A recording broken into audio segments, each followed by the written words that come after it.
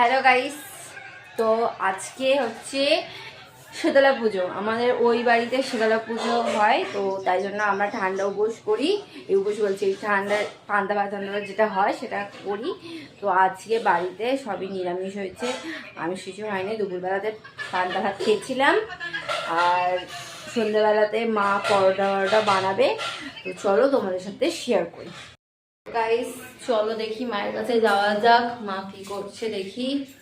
এই যে মা মা হাই কত বাসন পড়ে আছে রেখে নাও। সারাদিন আমার খেটে খেটে যাচ্ছে। সারাদিন এনার এইটাই হচ্ছে ঘর, এইটাই হচ্ছে ওনার ঘর। উনি এখানেই থাকেন আর আমরা এখানে থাকি, ঠিক আছে। এখানেই মা থাকে, ঠিক আছে। সারাদিন 24 ঘন্টার মধ্যে মিনিমাম 12 ঘন্টা আমার এখানেই কেটে যায়, ঠিক আছে। হাফ দিন মা এখানে থাকে, হাফ দিন এখানে থাকে, ঠিক আছে। সকালবেলা এখানে, রাত্রিবেলা এখানে। তো মা আজ তুমি কি রান্না করবে মা? তুই কি খাবি বল? পরোটা খাবি না আলু চচ্চড়ি? এই পরোটা দিয়ে আলু চচ্চড়ি না আলুর দম খাবি? যেটা তুমি বলবে সেটাই খাবো। আমি তো বলবো কি, তোরা যেটা করবি সেটাই। পরোটা দিয়ে আলু চচ্চড়ি না আলু? পরোটা দিয়ে সেই ঝাল ঝাল যে আলু চচ্চড়ি করেছিল না ওরকম দাঁড়া না করবি ভিডিওটা। হুট করেছি ঝাল আলু চচ্চড়ি। সো গাইস দেখাচ্ছি তোমাদের। মায়েদিকে দিয়ে দিয়েছে তেল, জোয়ান, নুন, চিনি, ময়দা। তো আজকে আমাদের হবে কি যেন পরোটা। হ্যাঁ, পরোটা হবে। আর তরকারির মধ্যে কি হবে আমি ঠিক জানি না, তো দেখি কি হয়।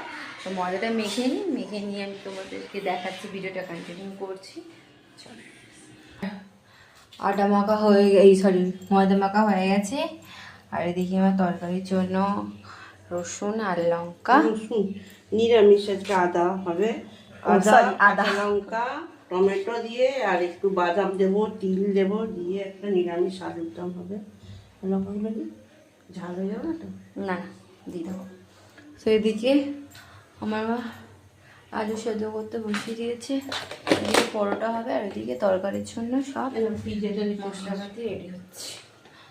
তো গাইস চলো, টমেটো বের আমি তোমাদেরকে সব রেডি হয়ে গিয়ে তারপর তোমাদের আমি দেখাচ্ছি, ঠিক আছে।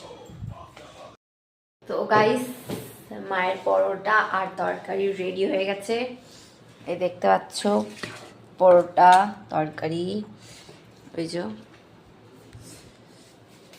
লাল লাল তরকারি আর গরম গরম পরোটা।